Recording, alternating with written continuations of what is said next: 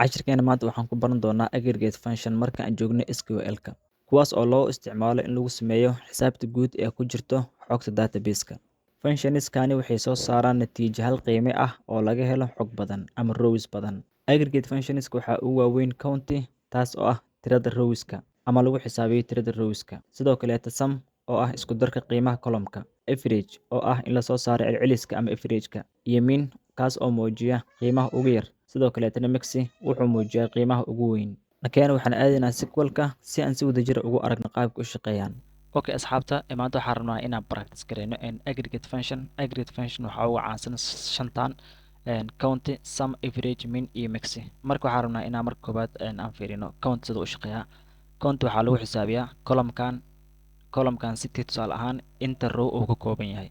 Hadda waa ognahay inuu 7 ka kooban yahay, laakiin sidee ugu xisaabinaynaa?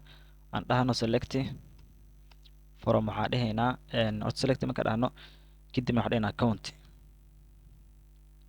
county waxaa rabnaa inaan magaalooyinkan aan xisaabino. Marka waxaa dhahaynaa city from waxaa dhahaynaa business customers. Okay, marka maxaa count gareynaynaa column-kan city inta row uu ka kooban yahay inaan ogaana rabnaa. Aan fiirino markaa maxaa noo soo baxay 7 soo baxday. Okay, magaca u bixi karnaa marka. Magac marka u bixin waxaa dhahaynaa as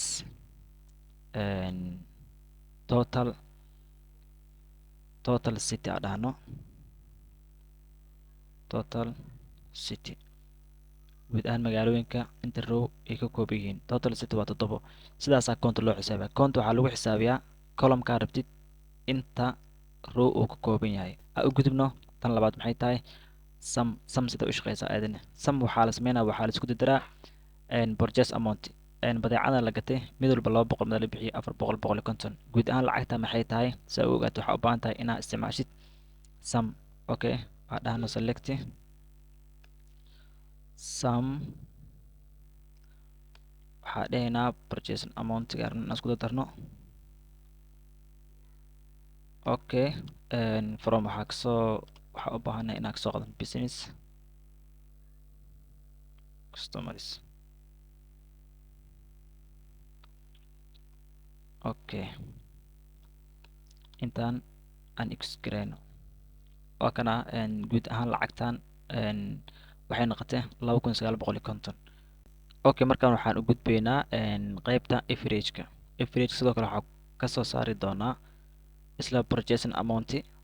waxaa ogaa doonaa average celcelis ahaan iibka siduu yahay. Okay, select waxaa dhahaynaa average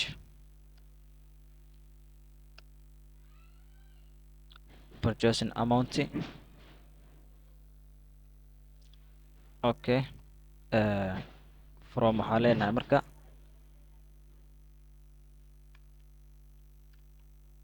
business customers.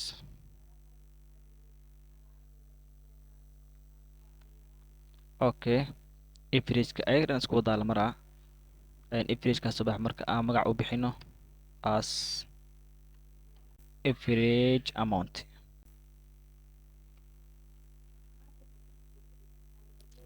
Average amount. Okay, marka aan fiirino magaca anaga u bixinay waa kana average amount waa 421.4. sidoo kaleeta ayadana aan fiirino anagoo isticmaalayno min. Okay, waxaa fiirinaynaa lacagtan guud ahaan minimumkeeda lacagta ugu yar ee aan haysano waa ognahay waa 150, laakiin aan u soo saarno qaab xisaab ah. Okay, select min oo aan kasoo qaadanayno purchasing amount as min as ka bixino kadibna from waxaa leenahay business customers.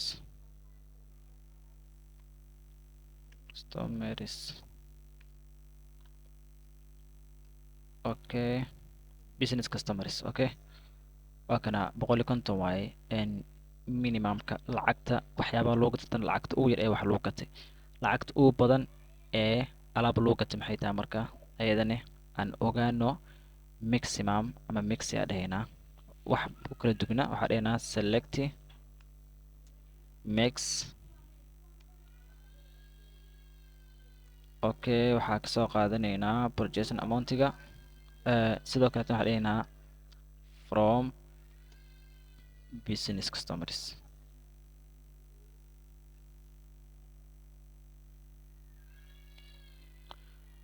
okay from business customers